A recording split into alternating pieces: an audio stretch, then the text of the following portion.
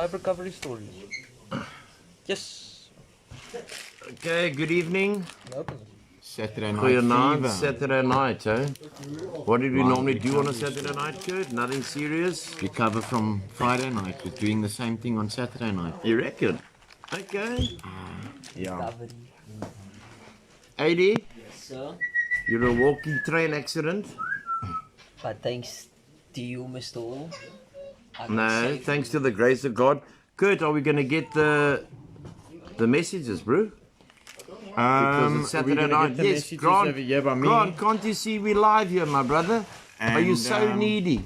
I don't need Did your mother never love you, bro? I just wanted to say you look You cute. didn't have No, toys I when know you we was look young. cute. But Grant did ballet. I never did ballet, man. I'm going to study the full story. Okay, Grant's going to speak just now about his full story of how I became a ballet dancer. Angus, sorry people, good evening. We're not there yet. We are just still had our main meeting and we're just sorting out the domestics. Angus, how's my mom? Very good, thank you, sir. Is she talking? Okay. Little bit, okay. All right, and then Bishop Lavis, he's not here. Okay. Good evening, all. Wow, what a day. It's been a hectic day, but a beautiful hectic day. Kurt, let me read because you're going to talk the most tonight.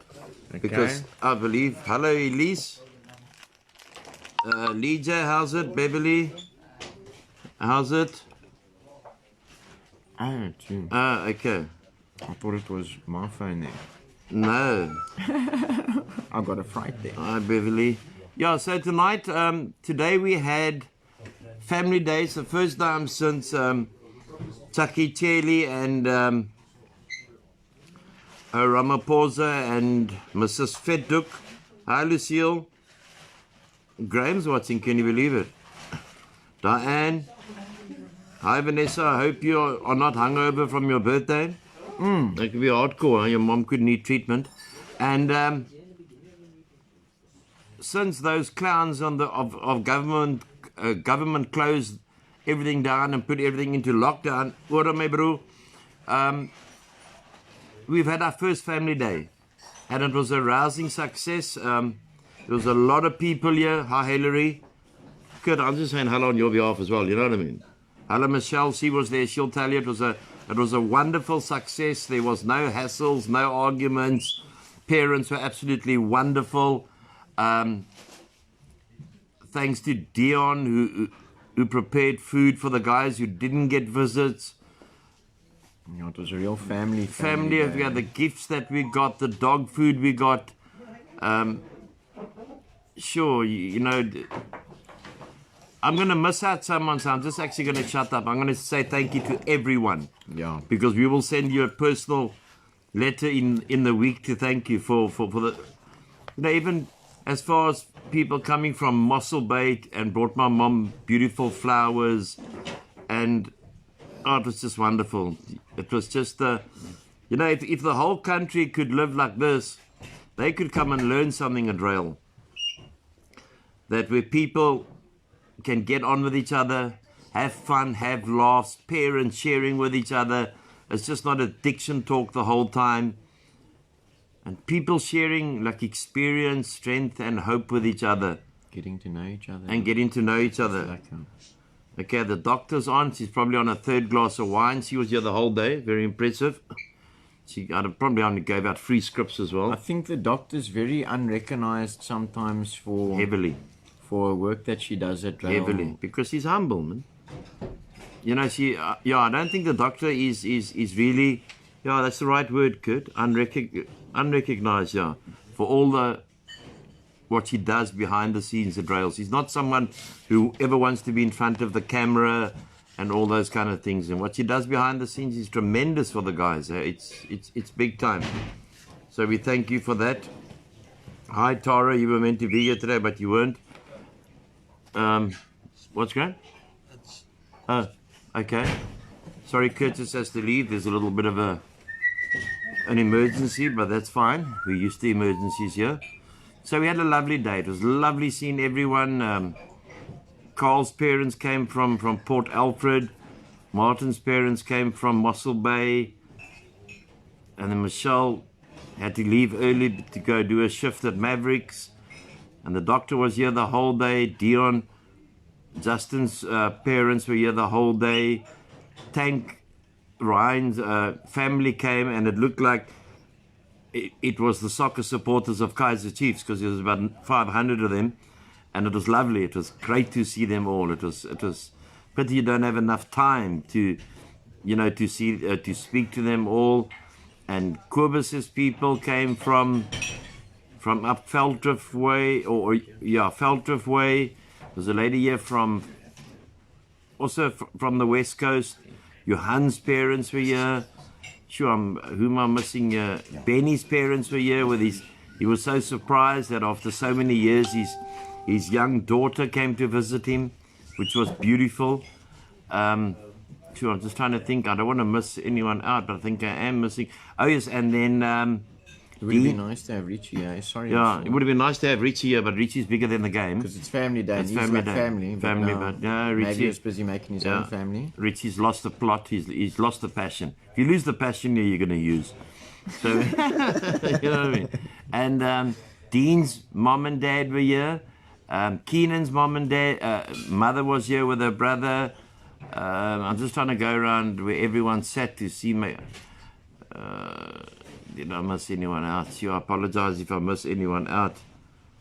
Cody's mom. Oh, Cody's mom, yes. How can I forget that? Cody's mom was here. I know she was here, and sure, I think there was more, but I can't remember. But it was great to meet Carl's mom and Carl's dad, who I've met before. Wonderful people, and like traveling down from Port Alfred to come and see Carl. They obviously didn't have much to do this weekend, but it was great. It was great. So and Michelle, Cheryl, there's tremendous family support in this organization. Big time. Yeah, and I've always said that let families send people to us, their loved ones to us. So let us do the work that you pay us to do, and then we will give your son back to you. And then he must take the choice. Because a lot of time parents come and then the sons bullshit them to say that they're on this, they're tripping and they're doing so well and they think they must go out and get a job, etc., etc. Meantime, they can't even urinate straight yet. So let us do what we know, and we will return your son in original condition back to you. That's a guarantee. It was so, Heather, it was great to see you. Great to see your husband. I'm going to hijack him for 2 days to come and help fix the other cars that we got here in the factory. That would be lovely. And we had a pole dance at 5 o'clock for those who was there. Michelle gave a quick pole dance, and the doctor took photographs and then joined in the pole dance. So it wasn't. Many didn't stay for that though. Yeah, many didn't stay for that. But we've got it on video. Got it on video next time. Yeah, I think maybe we can. Don't you think you can just like live broadcast? But then we're gonna have to charge for the show. Yeah, it's also true. And yes, and Michelle's father and mother were here. That was beautiful, and daughter Kelly was here. As I go through the list, I will remember all who were here. This place was absolutely packed, and it was beautiful to see the people. His parents all the way from Saldanha. Kobus, yeah, I've mentioned them from Saldanha Bay.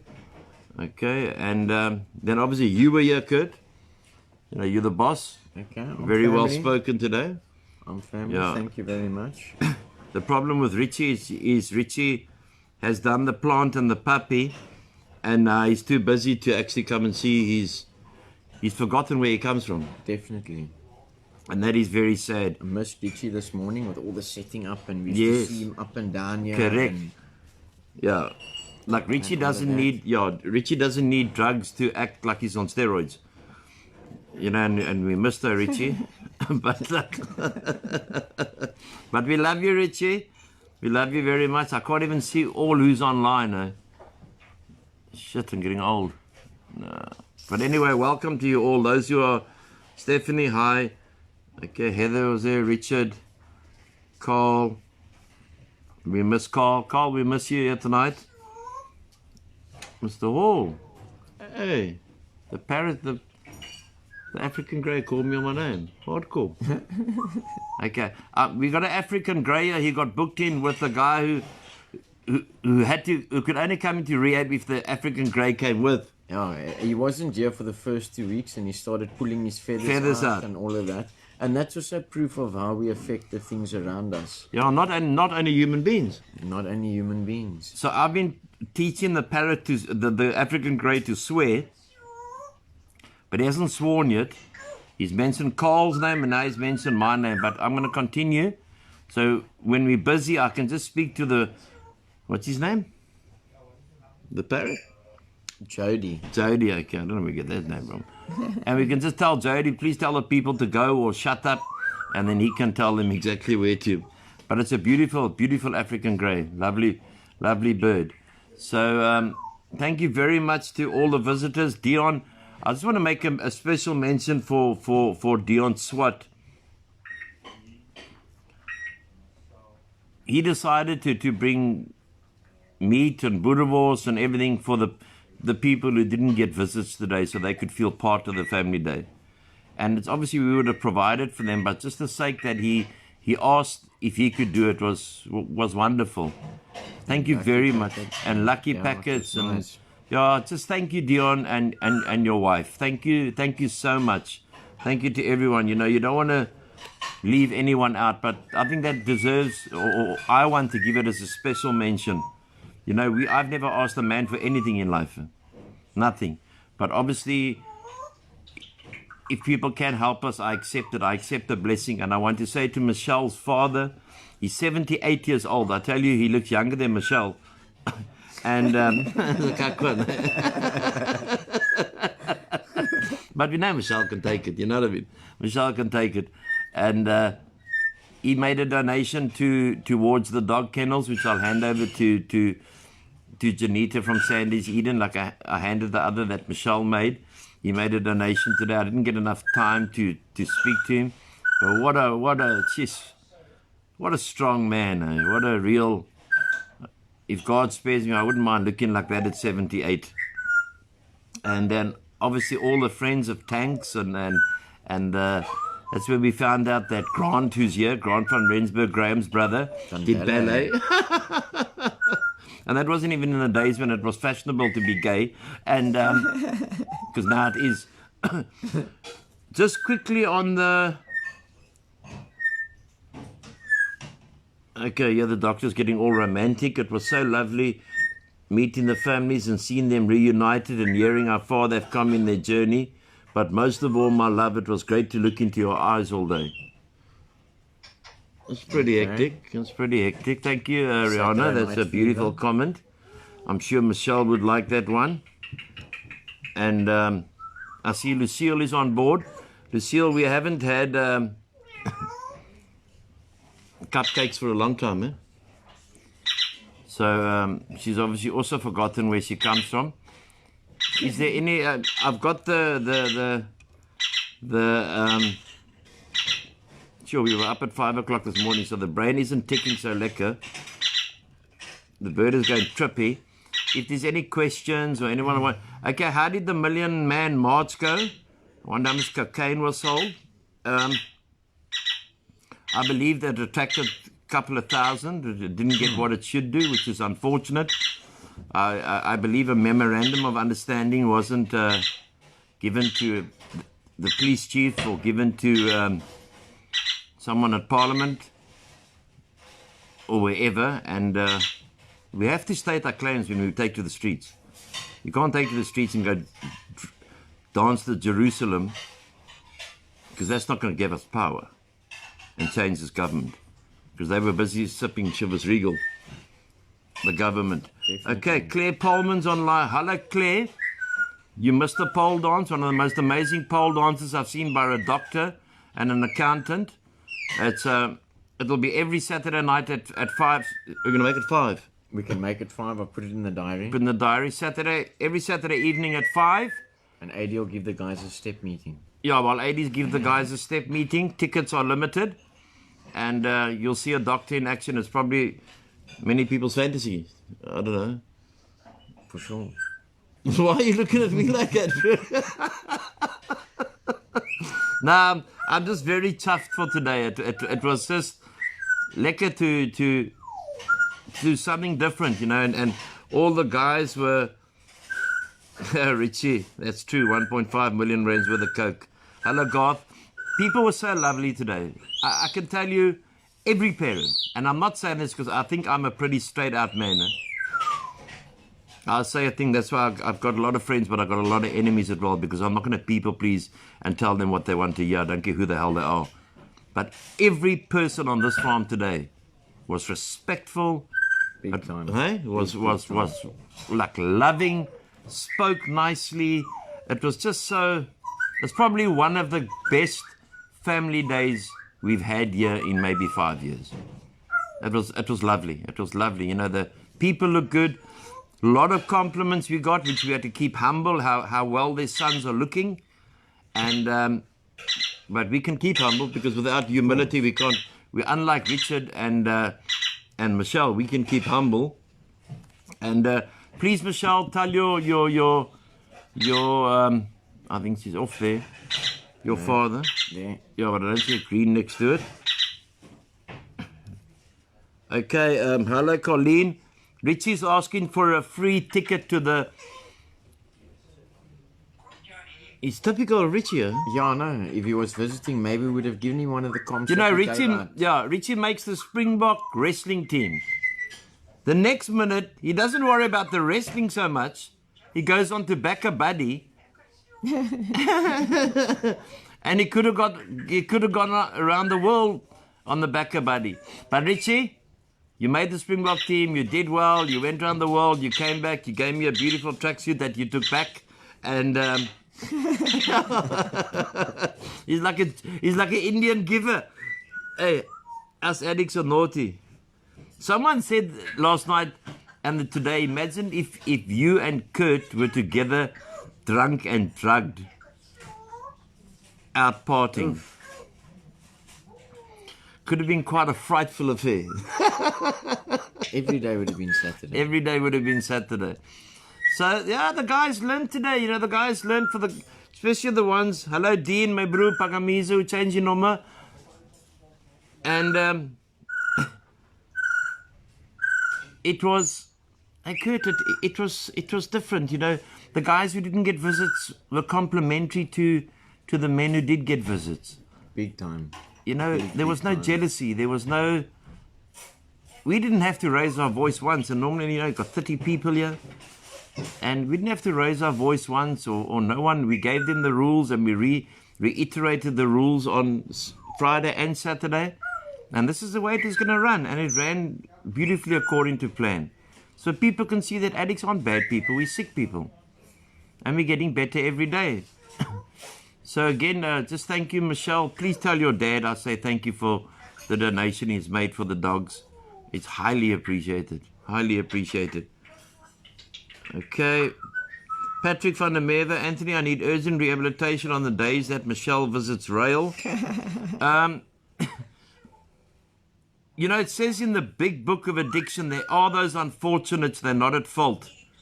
They seem to have been born that way. And unfortunately, that's where Michelle falls into. And I think the doctor's close. Huh? Not far behind. Not far behind. That's why they get on so well. Yeah, what am I, bro? Jared Brown.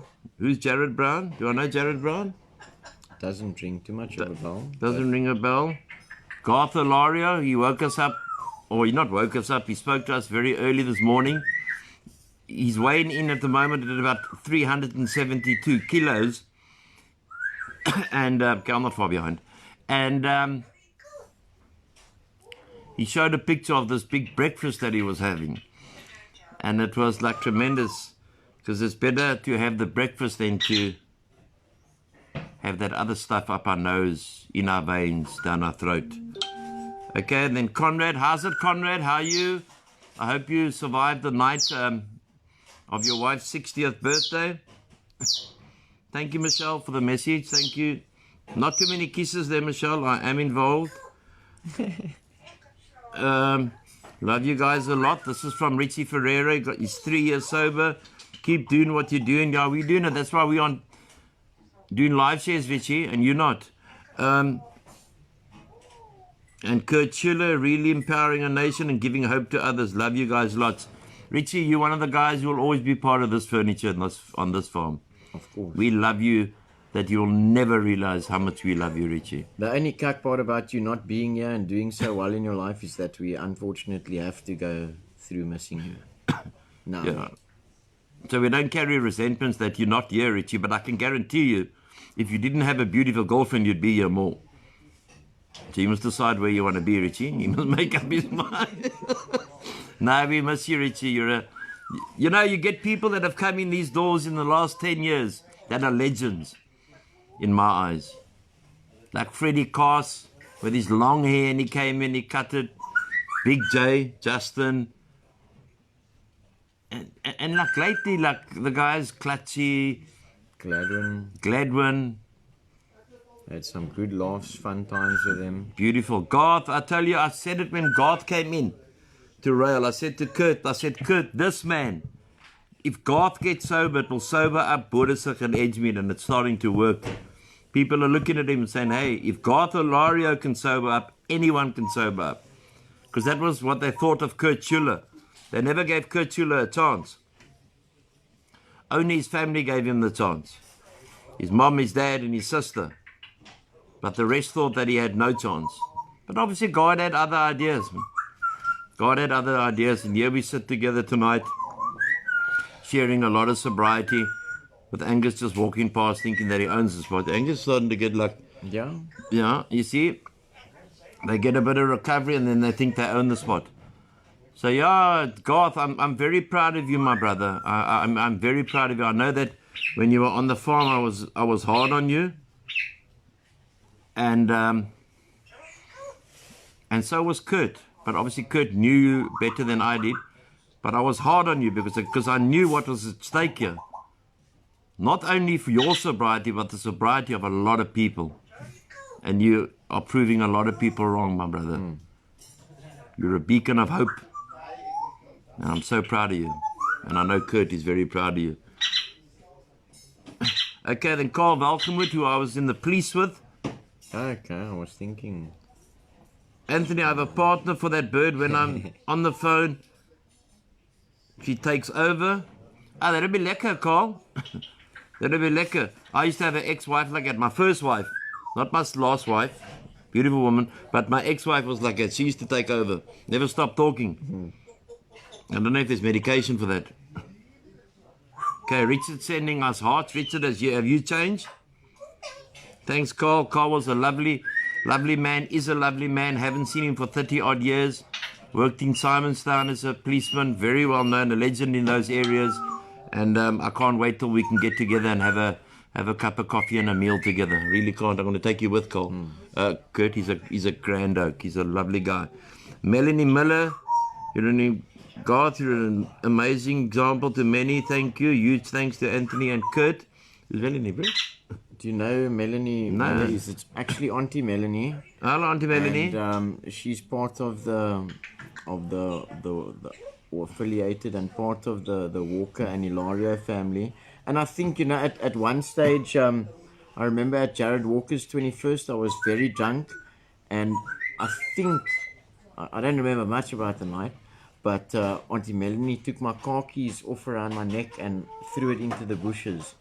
And I think the result could have been different if I drove home that night. So she saved your life. Possibly. So she's hardcore. Very hardcore. Okay, I'm not going to make shit with Auntie Melanie, you know what I mean? Okay. Jesus, thank God I don't drink anymore. Because every night she would have taken my car keys away. Oh, no, cool, man. Yeah, so that was Garth and Diane. Diane is very outspoken. And on all our groups and all our walls, because you know what, these days, they're trying to curtail the freedom of speech. But they will never curtail the freedom of speech until they actually come and shut us up physically. We weren't born with Facebook. We weren't born with WhatsApp. It just makes life easier. but we can do other things. And then, okay, so Auntie Melanie, you reckon is a bit of a tough nut? At the time, yeah. Okay. I haven't had. I've been well behaved around Auntie. You weren't Melanie trying to since swap Auntie Melanie? No. Are you sure? No. I just think Good, I was good, very, good. I think I was just very drunk and making cut. No, Kurt, the truth shall set you free, my brother. Tell us, man. Eh? I'll tell you later. No, I'm only joking. Hey, we're only as sick as our secrets, huh?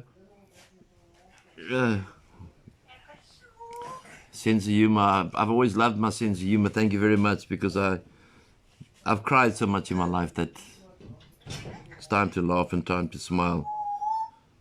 Jared, there's another success story. Yep. Okay, Carl says he does the best calamari in town. Carl, Kurt is a qualified chef. And, yeah, you must taste these spare ribs, eh?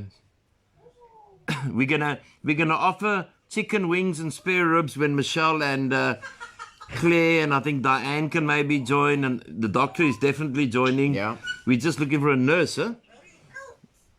Oh, I can organise. Can you organise a nurse? Okay, a nurse outfit, and Benny can wear it. Definitely. Okay. Tara, lovely. Okay, so then Garth Olario, who's a very honest guy. No. And I believe everything that comes out of his mouth. He writes here. You see, we weren't drunk every day of our lives. Huh? And we can't, it's weekend. We don't want to just talk about addiction all the time. Talk about the success stories. And Garth is one of them. Richie's another. There's plenty. Richie's another one. But only the guys who are on here now. Garth says, yes, Kurt, tell us about Auntie Mel. So I think, Kurt, while there's a lot of people online, there is a doctor online as well, just in case set yourself free, Kurt, because isn't that... There are just those aunties that you come across sometimes when you... Doesn't step 8 tell young us... and in your 20s and that But doesn't step 8 tell us, Kurt, that we must make amends to the people? Here's your I didn't chance do to make anything amends wrong. to Mel. Just having a crush on an auntie as a young man. Oh, God, now you had a isn't- crush on her. Isn't anything wrong. So when did this crush start at school? So you only make amends when you do something wrong. Now you're calling her Auntie Mel, like, where are we going to with this, kid? Does your mother know about this? I think my mom knows that I stayed out of work that next day and couldn't go to work Okay. because I was still drunk. Okay, there's Claire, my friend, who used to invite me for speeches to all the international people who came to visit. And she doesn't anymore because there's no one coming to visit. She also wants to join Rihanna and Michelle and Diane and everyone else on board. Lucille can all join for the pole dancing. There's nothing filthy, nothing dirty, all done with respect. Kurt and Carl will do the cooking. Chantal Fairveld, Benny would work that nurse outfit. Who's Chanel? Chanel, his sister. The one who was here today? Yes, yeah. Yes. Didn't you have a crush on Chanel? Tell us that No. story, kid. You were... Chanel, we're going to tell that story. Didn't you go out with Chanel? No. You went out with another girl. We'll keep her nameless. Chanel was friends with Jordan's mom. No, Chanel. Who's Jordan? Your son? Yes. You made that child. Yes. Okay, then how did you know Chanel then? Because she was friends with And what Jordan's happened? mom at the time. And then what happened? She stayed friends with her. Yeah, but didn't they call the police or something? Oh. Okay, yeah, they did. But I'm sure they had reason to. How's it before that? I just want to greet Janita. How's it? We've got another donation for you from Michelle's dad. I will give you it tomorrow. So if you can just... Michelle, I did give you the first lot. It'd be nice if you do give Michelle a call. And I'll give you the second lot tomorrow from Michelle's dad. Kurt's now going to tell us about Chanel. First it was Auntie Mel. Were you a playboy, bro? No, I didn't say I did No, anything with Kurt. these women. I think you're a good-looking man. I think you're very good-looking. Kurt is so smooth, he slides uphill. But now, we know about Auntie Mel. We leave Auntie Mel alone. You said to me, you'll tell me later. But tell us about Chanel, brother. No. Yes, I'm going to tell the Me story. and Chanel just got along for the sake of my girlfriend at the time. Were you which drugging at the time? Yes. Okay, and then? That's how the cops got there. Okay, why? Because Chanel and Jordan's mom didn't like drugs. And Fair enough. And one of my and Chanel's friend, Jordan's mother, Andrea, was pregnant with Jordan at the time. And a good friend of mine that isn't with us anymore today, sadly, God bless him, were doing drugs at my mom's house. At Vanessa's house? Yeah. And Conrad? Doing drugs in the house? At the house. Oh, it gets worse. Okay, I was young and inexperienced. But not inexperienced enough to take drugs. Okay, and then what happened was that they were ringing the bell outside, and then I thought, okay, no, wait, this bell is irritating me now. And by the time I went and took the batteries out of the bell, they had already went outside the complex and stopped one of the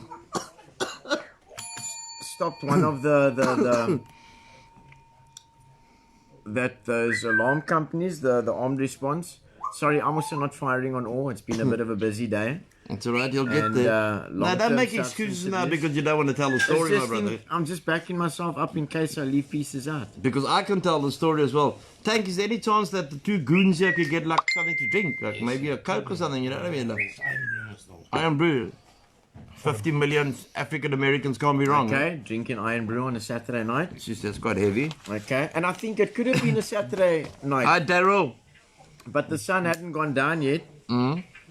Oh yeah, Conrad and Vanessa wasn't home that night. They were out in Paul, and left me there for a couple of days. And Is that when you made the baby or was the baby already made? no, Andrea was on her last. Ah, okay. And you were still drugging? She was about 7.5, 8 months pregnant, I think. And you were still drugging?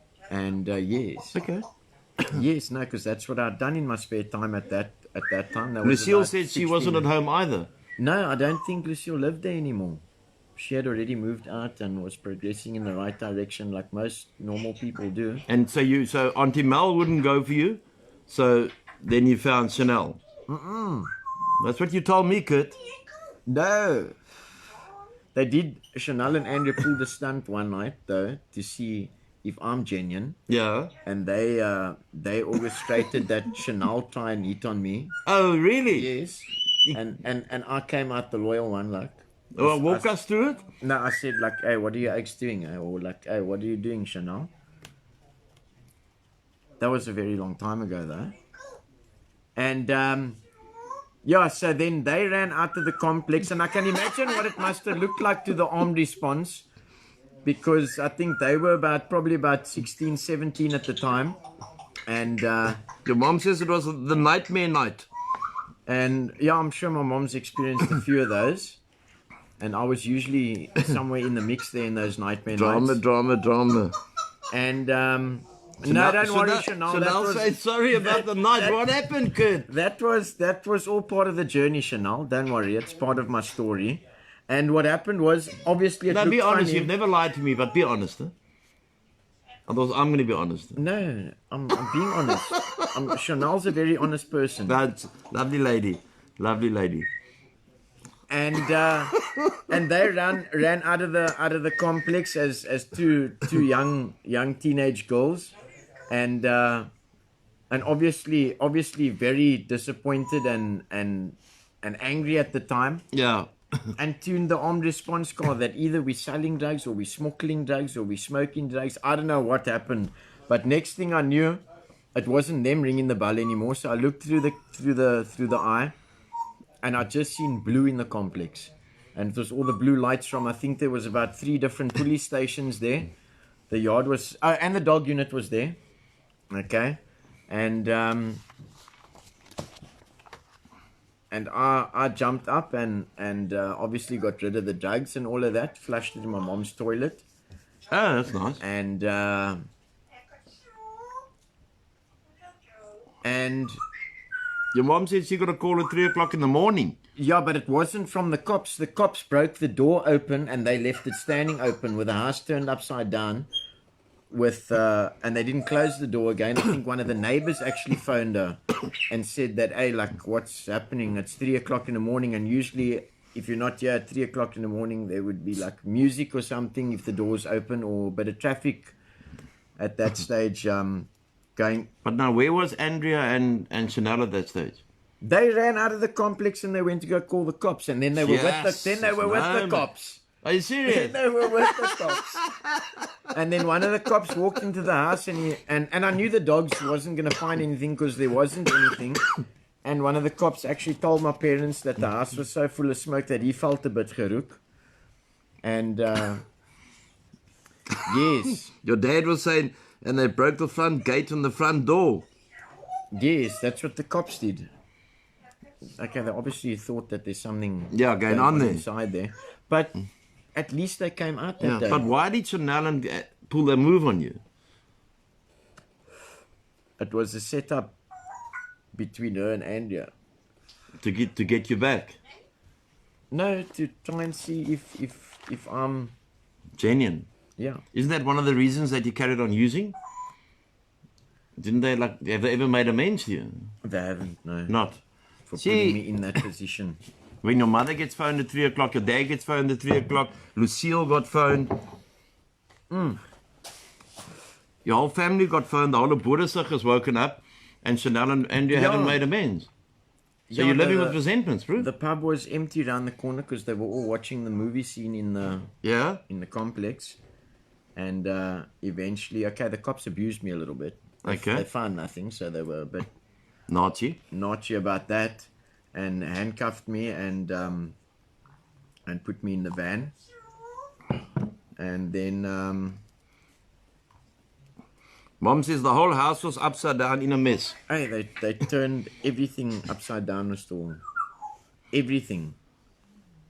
They turned upside down. Is it a wonder your mother and father still speak to you? And then I still tried to deny it. I was 8, I was 19. 19, you'd gone after an auntie and after 2 chicks, bro.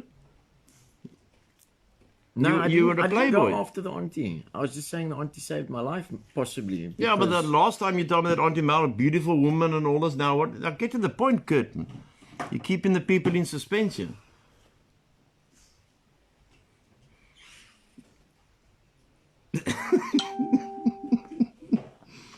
Hello, Felicity.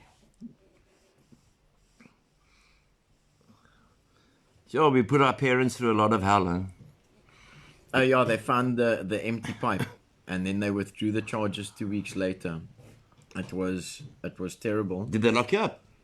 Yeah, it was terrible. Yeah. But you know who was there to bail me out? Dad. When we're ever in the shit, it's dad and mom. The brass are gone. When the wallet's empty, the so-called friends are gone. And it's always mom and dad or a sibling that will come and bail you out. Fail. Dad was there to bail me out another couple of times after that, and then I still wouldn't listen. Still couldn't stop. But I was caught deep in the grip of addiction by then already. Were you mainlining them?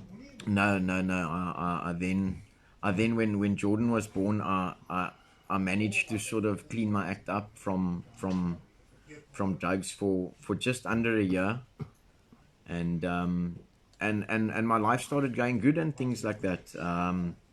And then the people that I used to like hang with and things like that, they had all progressed to heroin already in that time, and I wasn't used to sort of being at home. I was very outgoing and very social. Not always outgoing, catching on nonsense, but I was always very social and things like that.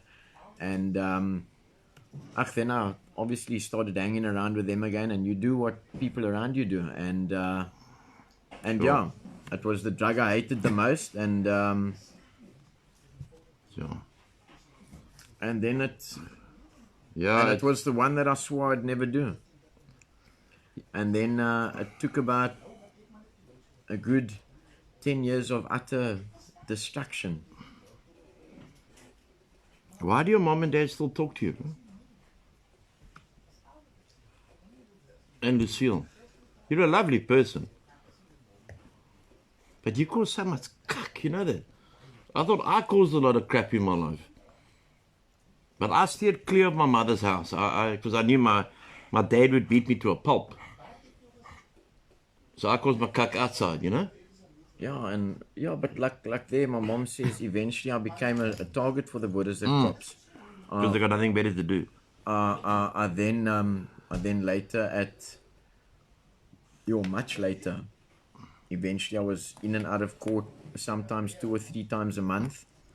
And I don't blame Dad for not coming anymore because I promised and promised and promised.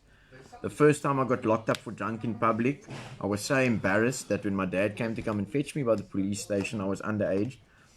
And I was standing drunk, hiding behind the pole because I didn't want him to see me. And just obviously with time, the way it progressed and things like that, with addiction obviously comes disrespect and it all disappears. And the more we hurt people, the more we hurt, and the more we hurt, the more we used to not hurt. And I think that's what happened. Sam, beautiful. Yeah, your mom says because we love him. I know you and Conrad and Lucille always have her, and you're very proud of him. And the doctor says, Kurt Schuler, you're a walking miracle, which I believe as well. Didn't you blow a car up? I know you burnt the butchery down there. Yeah, but don't say which one because I haven't been Arrested for that? Yeah. Okay. Kurt burnt the butchery down and then blew himself up in the car. I nearly blew myself up. Who you Car was 3 days old. Yes. Did you think you were on Formula One or were you testing a theory there? No, I actually did something very stupid because I was also half gerook. Eish. And the petrol was leaking, and obviously my nose wasn't clean. I didn't smell that it was petrol, but logic should have told me that it was petrol, and it was a very dark place. And I was playing with the petrol pipe, and like, what's this liquid? And the petrol's pouring all over me. And then I couldn't see what was happening, and like nobody really carries a torch in their pocket, so I wanted to see what was happening with the lighter. And the car went up. Yeah, well, I first went up in flames. And the first thing I said, Mr. Hall, was, "I'm sorry, God," because I thought I'm going to hell. And at that time, I'd gotten off a couple of cases. I had 2 suspended sentences. I had just finished parole. And while I was on parole, I actually got another 2 cases. Your dad writes here that they even laid false charges against you and got his own so-called friend to witness against you. Yeah, there was. I can't remember exactly which case that was, but there's been a couple of cases. I remember that specific night as well. I was taken to the police station and I was abused badly. And yes, I remember, Kurt, when I was in the drug squad in the old Sun Up. There's no more Sun Up in this country. It's everyone says drug squad, but there's no drug squad in this country, man. And we couldn't get a guy, and he was like harakat and that, and he didn't want to talk, and we searched him. We'd go and we'd put 2 Mandrax tablets over here, and then put our hands into his pockets and search him. And those years for possession, you got 2 years straight. Huh? Yo. So we used to set people up, and I wasn't saying we didn't set. Of course, we set people up. And when I think back of it now, it's disgraceful, disgusting. I mean, there was a time I was really trying hard to come right, Mr. Wall, and I'd been on the straight and narrow, and I hadn't gotten into trouble with the law. But I'd try and walk my kid to school. They'll pull over in front of everybody's parents and stuff and search me. Serious? And yes, it was. You should have gone. We should have laid a trap for them. The drugs that I went to Paulsmore for, it was my drugs, but they never found it on me. It was quite a distance away from me. Paulsmore, terrible place, huh? Terrible. I spent 9 months there, Kurt. Terrible place. Mine was, I can just tell you, if you don't mind, Kurt, I just want to say. Yes, please. And maybe, while I'm just giving this little story, Kurt said he stole at the age of 4. He went into the Spur, and he stole the crayons, and and then his dad caught him with the crayons and took him back to the Spur to take the crayons back. It was amazing. I was many years ago before I went to the streets, and is that I went into a restaurant with some hooker and in Goodwood, and I knew the hooker. It was the Pizza King, and I knew I didn't know the hooker, I knew the owner of Pizza King. Thanks, Angus. And there was a hole in my soul. I was empty, I was lonely, I was broken, I was gone. And I said to Joe, all the alcohol tonight is going to be served, that is served in that restaurant, I'm going to pay for. I didn't have any money on me, but that was okay. And I don't know, in my delusional mind, how I ever thought I'd get away with it. Because I knew that my back door was my mother. And about 11:30, every time someone got a beer or a whiskey or a bottle of champagne, because, you know, you're going big here, and they would say, cheers, cheers, cheers, and I would say cheers, and, you know, I felt like King Farouk. And then Joe came to me, who was a friend of mine. Not a very good friend, but a friend of mine. And Joe said to me, Anthony, it's time to settle the bill. It's quite a hefty alcohol bill. And I said to Joe, wow, I don't have my wallet on me. In the meantime, I didn't have a wallet. I was that close to the streets. And I said to Joe, please phone my mom. And I gave him the number, 559-2216. It was a landline. And he phoned my mom, and for the first time in my entire life, my mom did not enable me. She said, she's done, it's over, it's gone, phone the police, lock him up. And I went to Goodwood Court, and on the Monday I appeared, and in the gallery, you know, being an ex-policeman, an ex-murder and robbery squad, ex-sun-up, Carl will know what I'm talking about, Carl Welcome, is not nice to go to prison. But luckily I'd been involved with gangsterism at that time, so I had a bit of backing. And Kurt, when I got to court, I saw my mother and my father in the courtroom, and my brother Malcolm, and I thought, okay, they're going to bail me out here. There's no problem. And we waited, and I appeared at past 11 o'clock, and the prosecutor called my mom, and I thought, wow, what's happening now? And my mom went into the witness box, and she begged the magistrate to put me in prison. She said, I'm watching my son die. He won't listen. He's drinking himself to death. He's had good jobs. He's had everything he's wanted in life. I can't take it anymore. I'll kill my son. And my dad, who was 6'4", just sat in the gallery. And then once my mom had finished testifying, I thought that I was Barry Roo. And I did the most despicable thing I think I've ever done in my entire life. I don't think I've done more despicable thing to a human being. Was that I cross-questioned my mom for about 4 to 5 hours on everything that had happened in our home, their history, my dad's history, my brother's history. And the magistrate said at about 5 to 4, he said, on those grounds, the way that you had disrespected your mother in this court, I'll have no hesitation in denying you bail. And you shouldn't be denied bail without no criminal record. I had a fixed address, and he denied me bail. And I went to Paulsmoor for 9 months. And about 5 years later, I was walking in Tiger Valley, and the short man came up to me and said, Anthony Hall. I said, yes. And I shook his hand. I said, hello, sir. And he gave me a hug. And I didn't know who it was. And he said to me, you don't know who I am?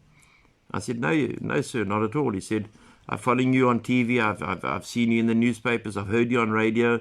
And I thought, okay, this guy's good for my ego. And he said, you still don't know who I am? I said, no, sir, I got no idea. And I'm walking in Tiger Valley, and I very rarely went to Tiger Valley. I don't like Tiger Valley. Sure, okay. I don't like Tiger Valley. I've probably been there 3 times in my entire life, and I'm from Cape Town. He said, I'm the magistrate that denied you bail. Your mother must be very proud of you today. Sure, I just started chunking my eyes out. I gave him a hug. I turned around, and I walked to my car, and I was crying, and I thought, wow, if that magistrate could remember what a bastard I was in that court, after all those years, after they see like maybe 40, 50 people a day, Kurt, Sure. It must have really left a dent in this man.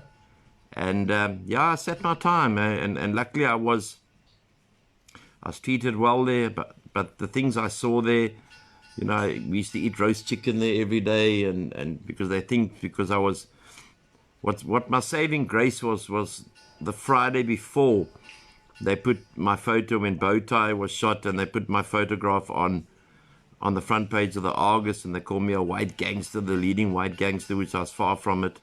And I used to own three casinos, one in Parkwood, one in Woodstock, and one in next to Cheers, and the Pizza King, or the Pizza, what is it called, Pizzazz, in Main Road, Mowbray, just down the road from the police station. And so I was heavily involved in underworld of the Greek mafia and all that. And it's not a world, if there's youngsters listening here, don't ever aspire to be one of those. I've lost, like Ernie LePepper died, Bowtie died, Rashid died. We all used to sit around a table, and I used to think that I was Al Capone walking on water. And I came down crashing. And yeah, for a long time I hated my mother as well while I lay in prison. But if I look back today, Kurt, in retrospect, my mom saved my life. Huh?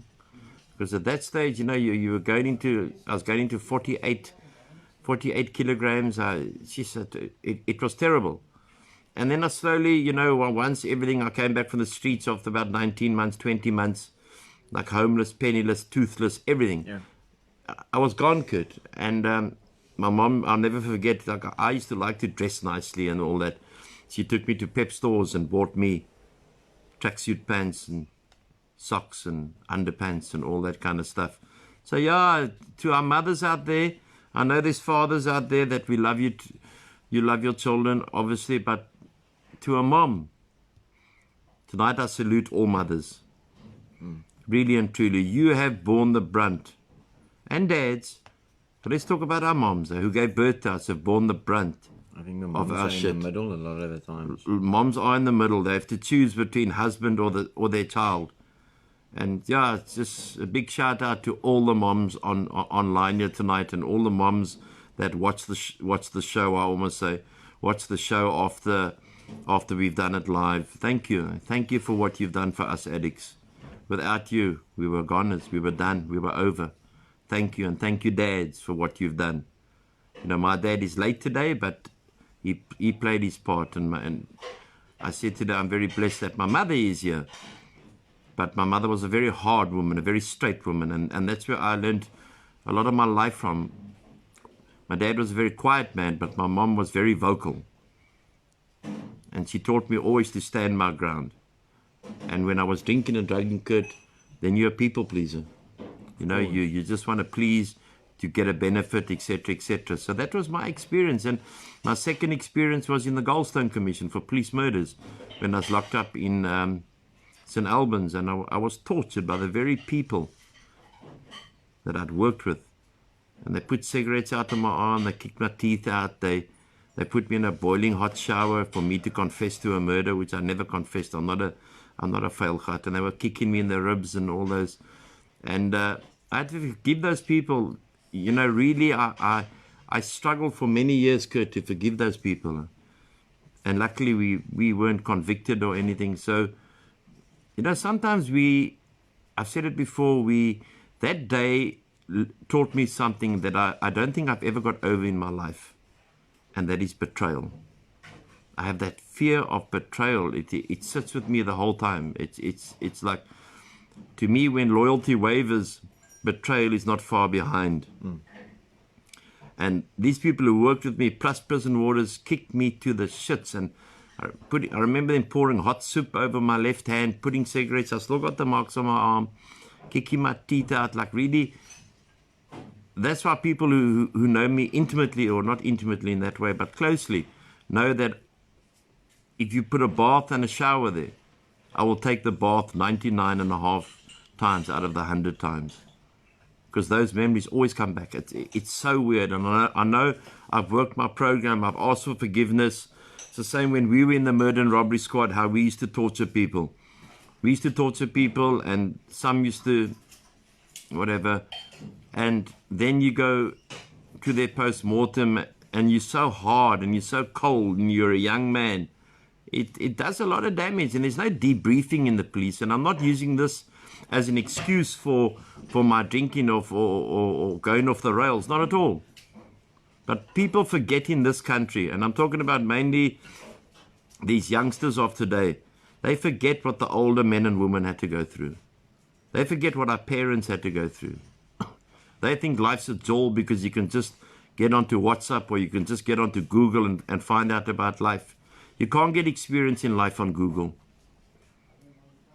So I think it forms who you are, and I take very long to trust in any department. Very long. And it's probably one of my character defects.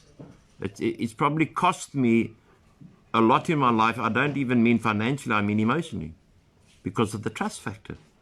That those people who worked with me could come and kick me half to death to get me a confession that I'd murdered a black man in Schuler. I was there, but I didn't pull the trigger. So yeah, Kurt, these things work on us, and it's good to speak about it, and it's good to speak about it in a humble way, not in a way that makes us any better. If I had my life over, I would definitely go back to the drug squad. I loved the drug squad. I absolutely adored it. But the murder and robbery unit, it was a different level thing. There we used to chew people with inside of tires. We used to electric shock them, take them out into the fields and make them like they're picking up a stolen firearm and put a bullet in the back of their heads. And that was the Goldstone Commission. So it wasn't all rosy, but there's no excuses for my behavior or my drinking. I will never blame my parents. I will never blame my parents. I'll never blame any of my family. And while we work it, and I'll be honest with you, being with a doctor is helping me with my trust issues. It's really helping me. It's helping me with hey, you're not going to be betrayed all the time, because sometimes it just sits there and you're thinking, what's going to happen next, and what's going to happen next, and are you going to be betrayed? And yeah, so that was my journeys, Kurt, inside prison, and it's a horrible place.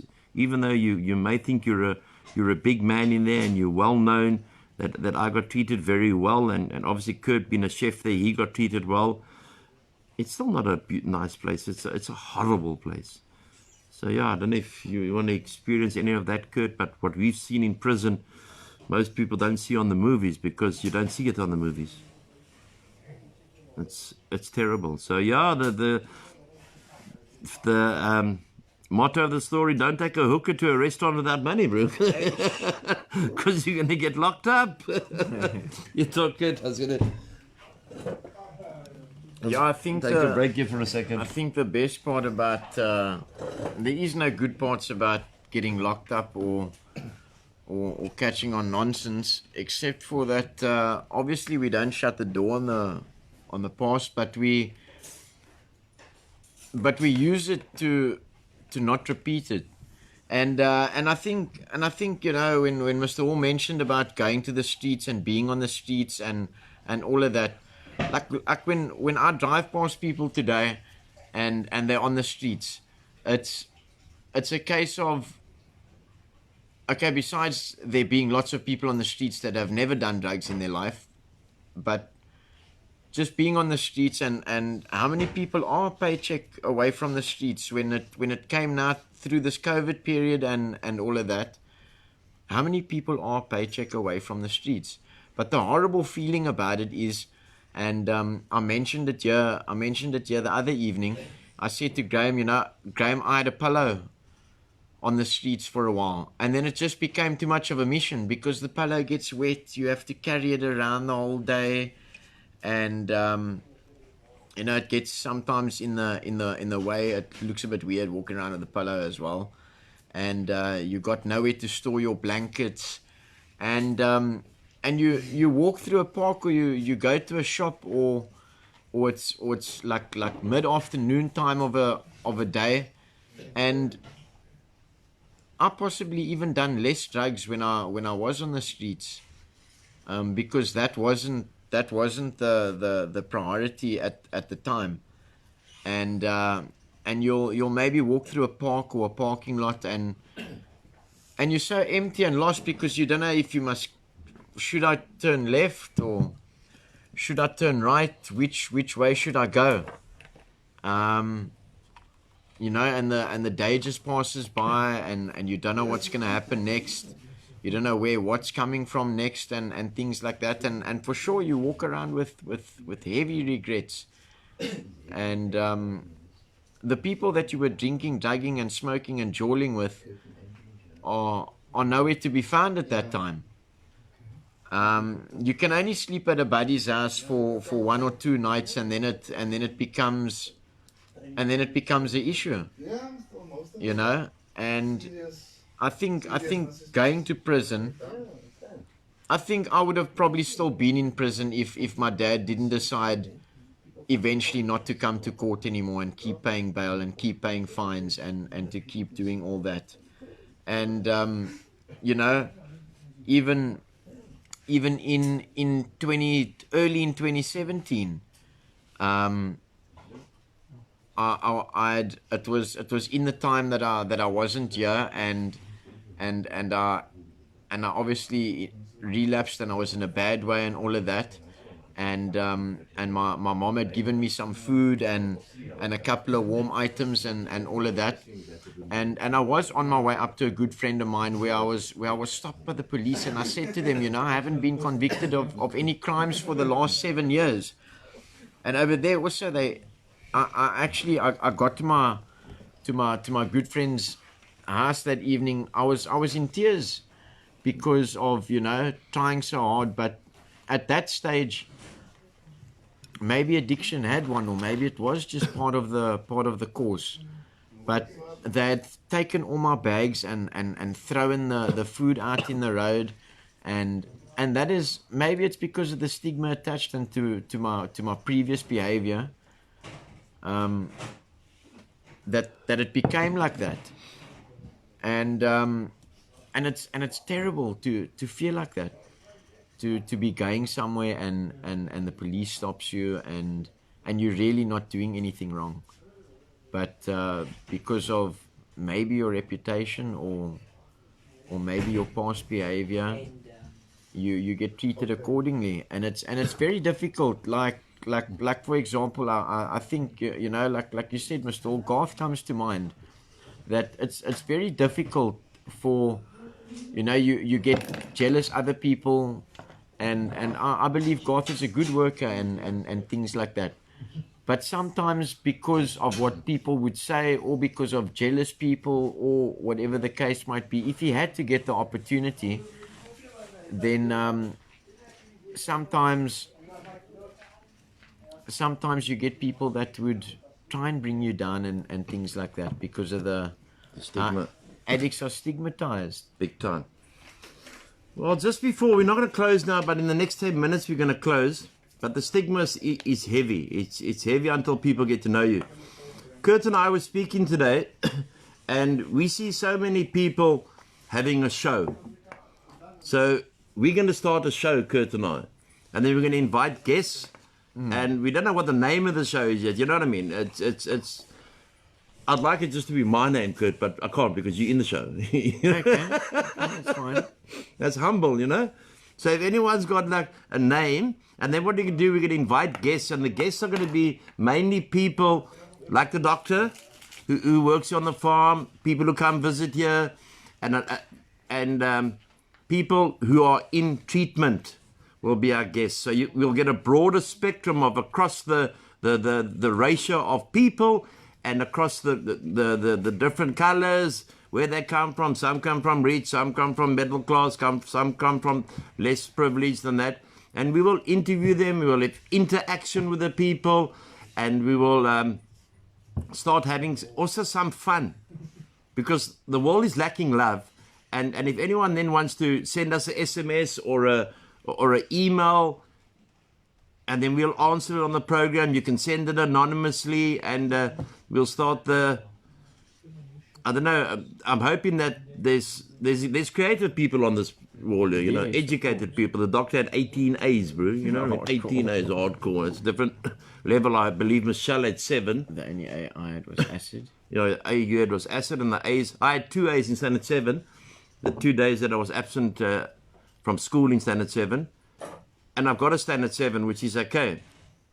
And hi, Lynn. Sorry, so many people have come on that I've missed your name. Leslie, please forgive me. So we're going to start the show. And it will probably be 3 times a week because I won't be here all the time. I'm going to try and start the move out. And Kurt also has his days off and I have my days off. And then we'll have, like, say, for instance, Graham on the show. And he can tell us how he used to push a trolley and collect the scrap metal. And then we'll have Lee J on the show because he's standing in front of me now. He stabbed his ex-girlfriend's husband because his ex-girlfriend didn't want him. You know, all those kind of lekker things. It will be very honest, very open. You know, no airs and graces. And if you want to advertise as well, you can advertise on the show. I think what it does is, you know, it's maybe some people think that we're laughing about these situations, but these are the very situations that are happening that people don't speak about. Yes. And it's become easy to us because we are family here, and those are the things that you expected to share, that you want to hide away, and you can't hide anything away here, I promise you. Not in this farm. Because Mr. Wall will find it. And so will you. What about Carl? Carl's got 5 children, huh? Carl finished his sentence. That was the best news on Friday. Yes. 3 years suspended for 5 years for not paying maintenance. But a murderer can get 2 years. That's okay, no problem. Hey. And Carl finished his sentence on Friday. His suspended sentence. And I was spoiled by him and his parents today. They bought a beautiful tripod, so we're going to have one of those fancy moves, man, bro. Yes, it's got a light behind it. A light behind it, upper class, man.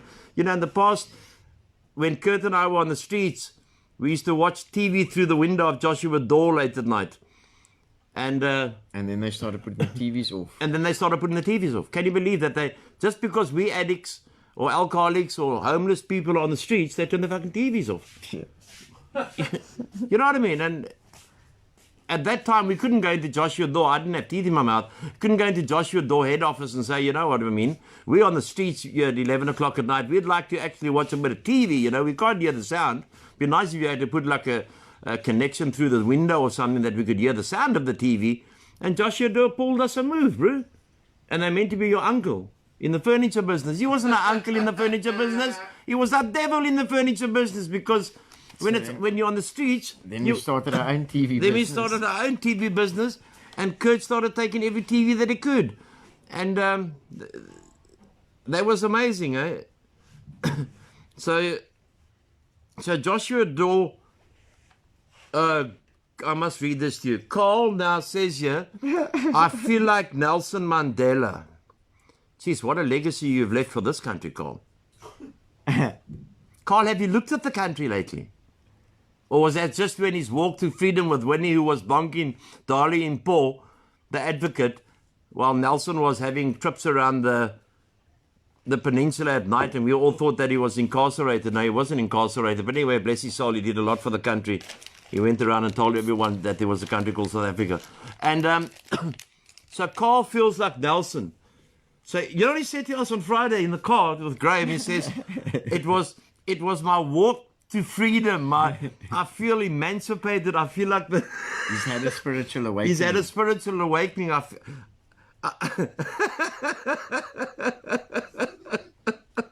No, he gave a speech in the car and he said, hey, you know, Mr. Hall, if I could raise my fist now and just say a manla to the world, people will know that Carl is free. I'm free today.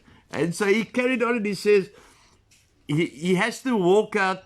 He's either going to be free today, a bitter man, or he's going to walk out with no resentments, which was quite romantic. You know what I mean? And so he was either going to yield or destruct. So Carl, congratulations on and Carl does a lot for okay. Carl's gone silent. Carl's gone silent. Hey, the doctor's putting you in the eyes, your kid. Hello, Dion. We have thank you, but I'll thank you again because you just come online. Thank you for everything today, my brother. Yeah. Thank you, sir. Thank you very much. Thank you. There was guys there. Their day was made. Yeah, and people in the meeting, thank you in the meeting as well. They thanked us to thank you. Carl loves dogs. And I spoke to Carl today about making the place wheelchair friendly for Mom. Okay. Yeah, so because I know he does well with the disabled. What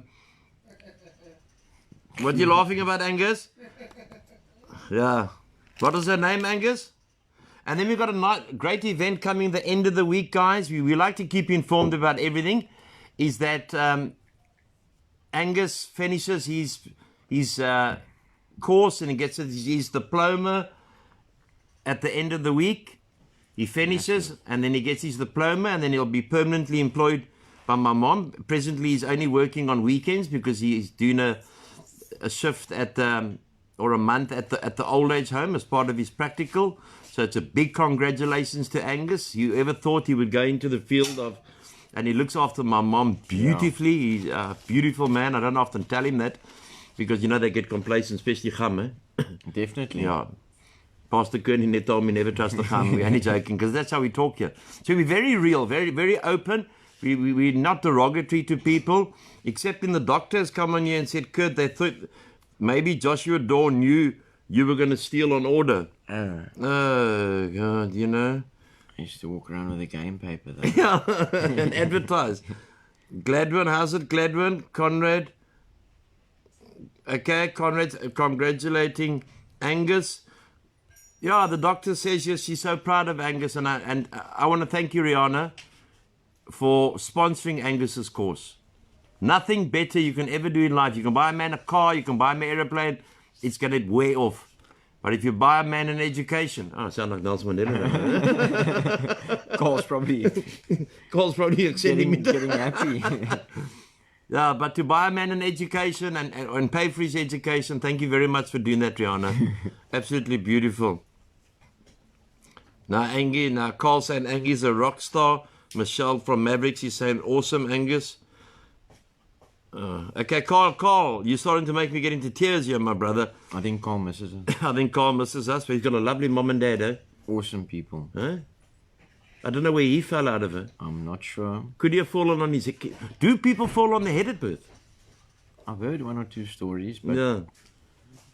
I don't know if it can do the damage that's been done to Carl. But No. he's gotten a lot better. Oh no, he's grown.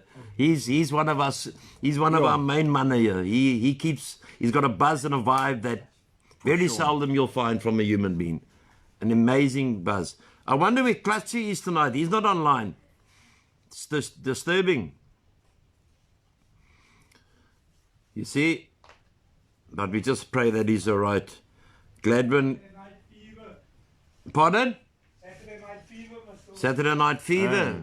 My dad's also throwing me under the bus there. Kurt, what about all the bank cards you used to carry around with you?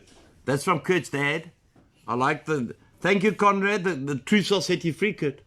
Did you have bank cards? Other people's bank cards. Yeah. Other people's? Yeah, that time they never used to ask you for a code for a credit card. Genuine? I had gold cards, I had titanium cards. No, that's different level, Kurt. And a dad?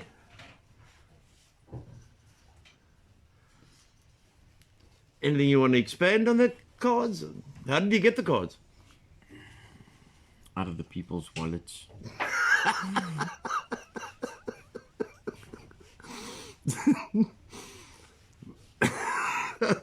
Yeah, no, but then I had a friend that was very clued up and worked in the bank and all of that.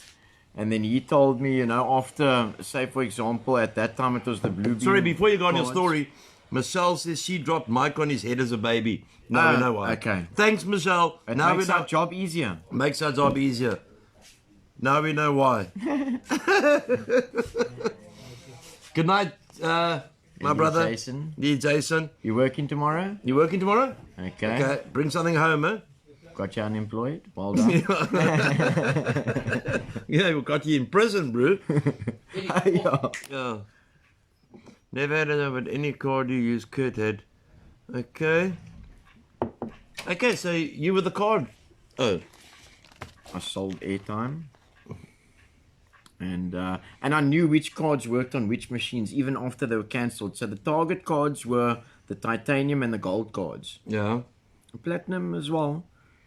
But I know that there was a thing with the platinum cards because there was a glitch in the system, or not in their system, in my system, where the platinum cards never used to work on all the machines after they were cancelled. So it would only dial up to the bank if, say, for example, there's a 300 Rand floor limit on a gold card.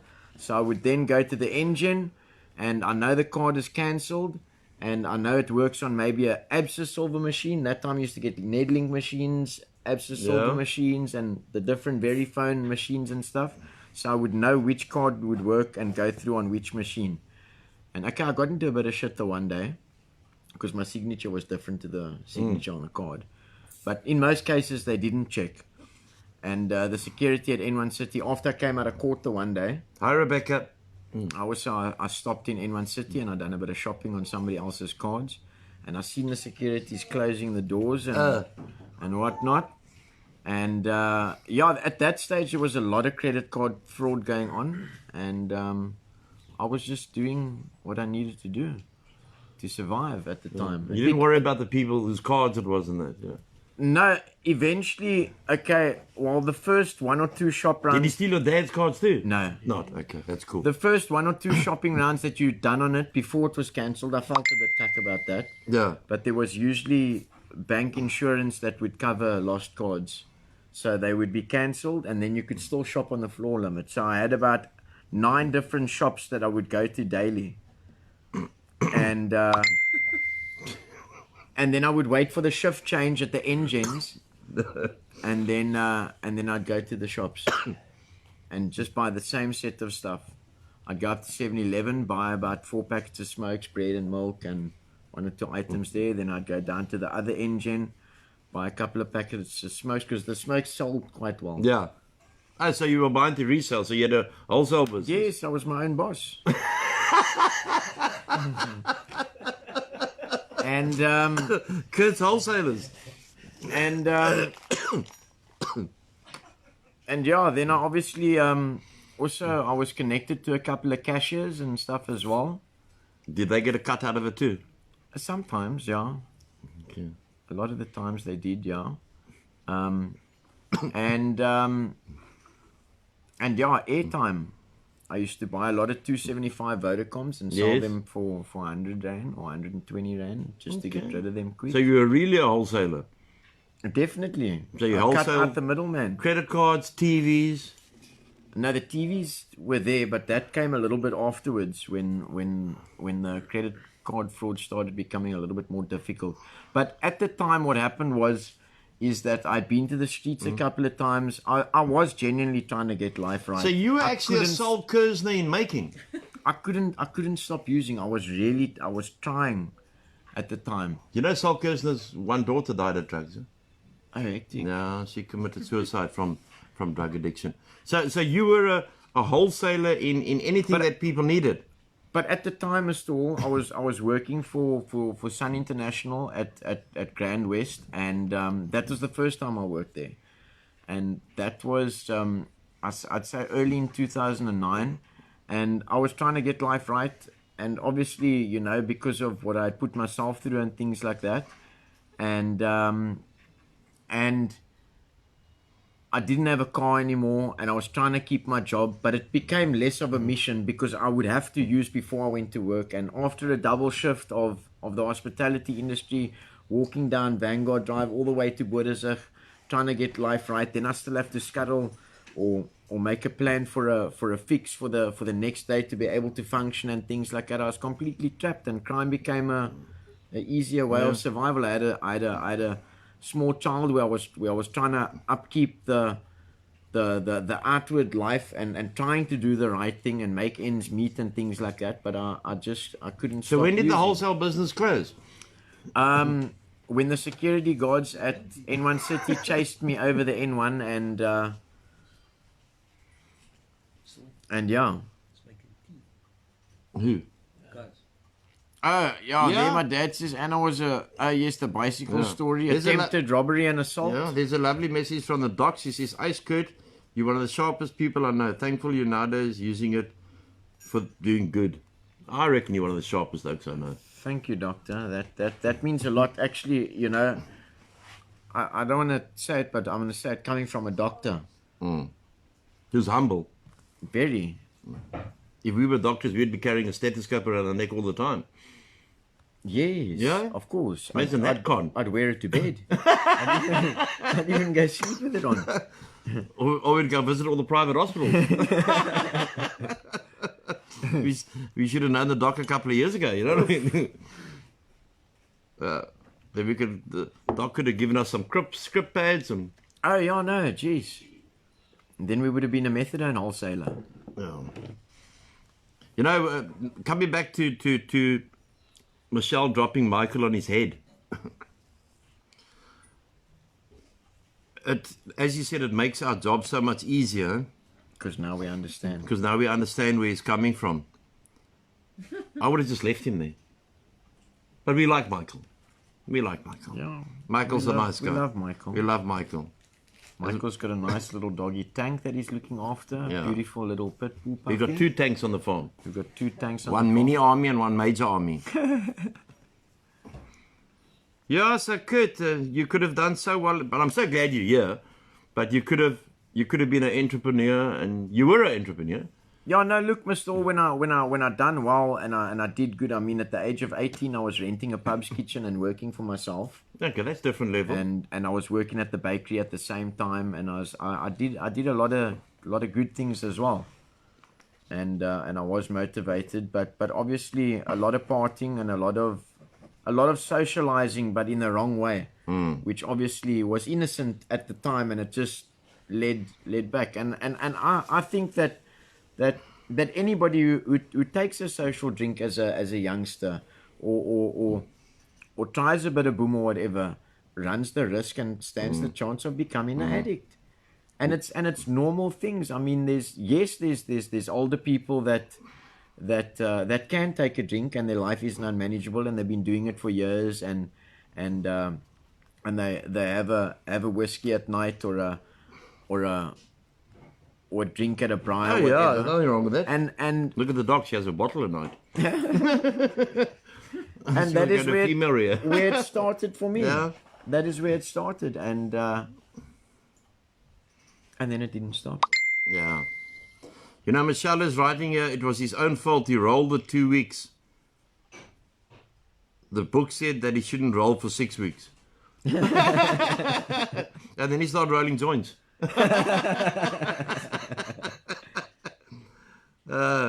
Kurt was known as Mr. Price at KFC. What's that about? And I had a WhatsApp group for good potential buyers. I was in the buying and selling, and I wasn't in the buying and selling, I was in the stealing and selling. And they're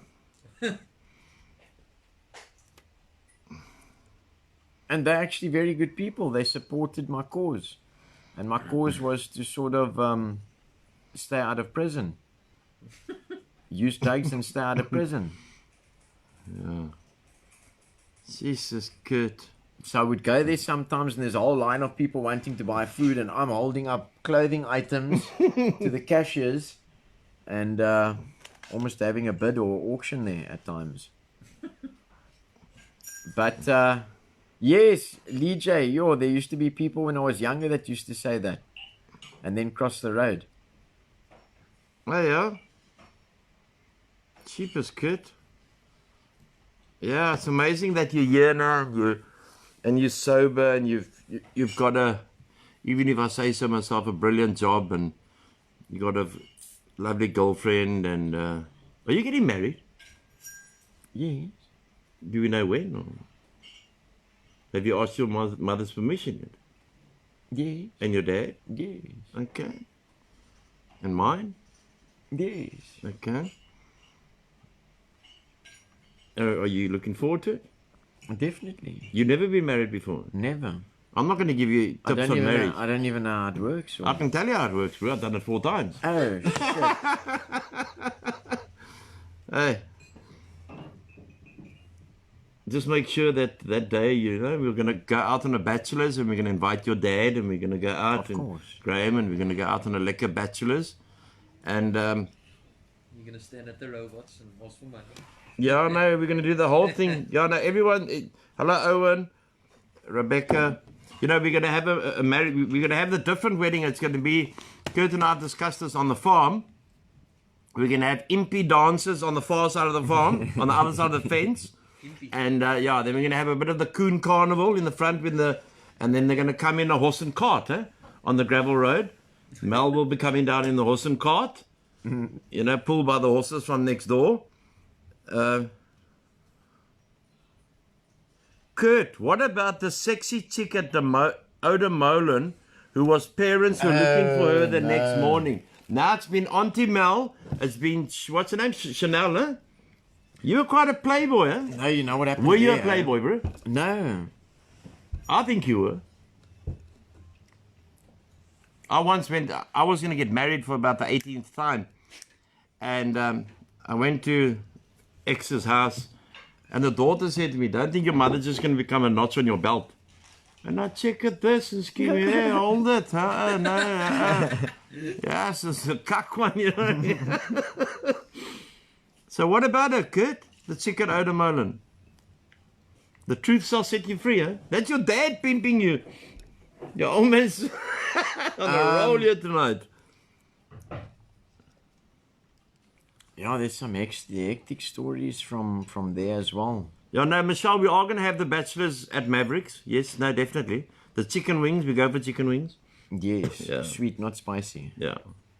Which And, one gives heartburn? The spicy? The spicy one Okay. is still. Okay, what about this chicken Odermolen, bro? Okay, obviously I used to drink to blackout, Mr. Orm. And I remember being with this girl. I was probably about. I know that's gonna clash now if I say that. Yeah, it's going to age. clash. Because Auntie Mel and Chanel and now this chick, huh? I was probably about 18. And the one on the railway line. No. I was probably about 18, 19. I could have been, I could have been older. How old I was don't he, even- Dad? I don't even remember my age. Okay, but I was probably about 18, 19, maybe early 20s. No, it was early 20s. And you're now 34, huh? Because Jordan was born already. Yes, now I'm 35. 35, okay. Call me a liar for what, like 1 year. And so anyways, we used to drink and party and all of that there and have fun. And I woke up No, your dad says you were younger. younger. I think she was younger.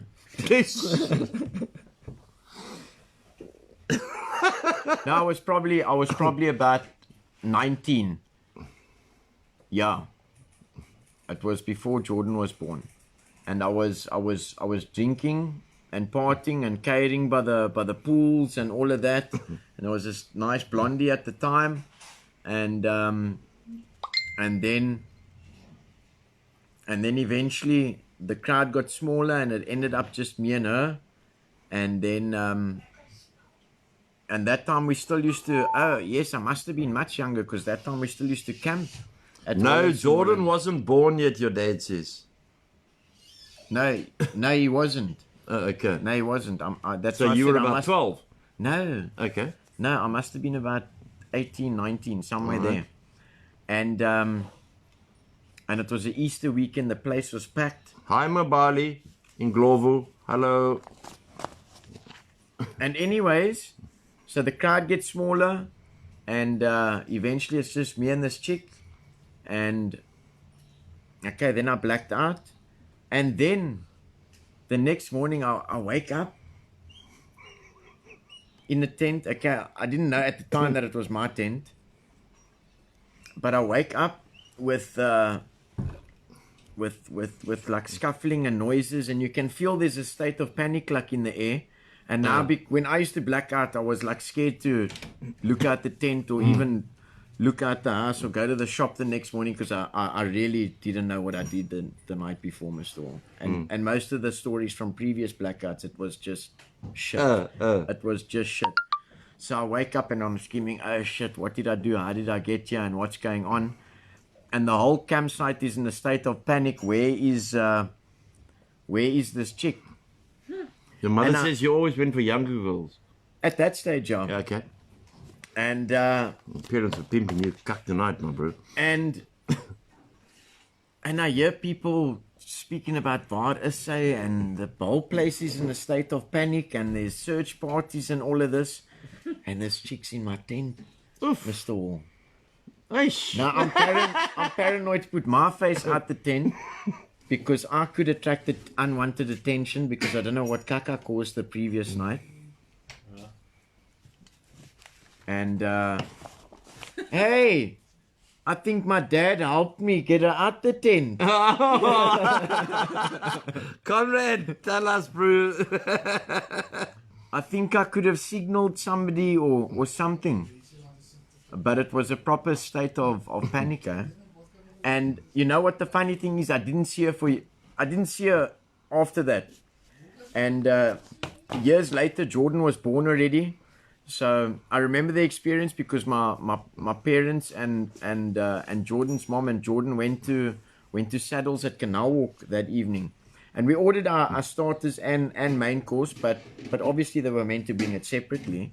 And they bring all the food and we check like, okay, no, wait, this isn't going to work out. And it was just like a whole fuss night.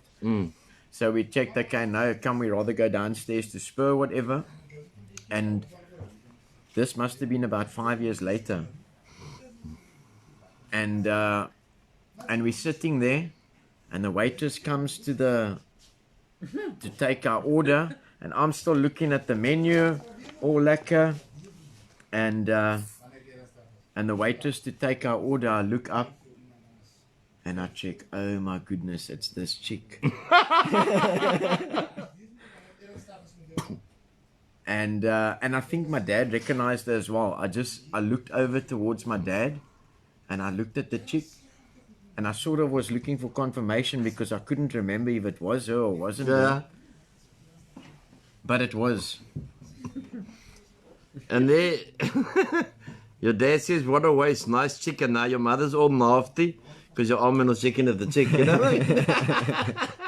So there's war in the Schuler household.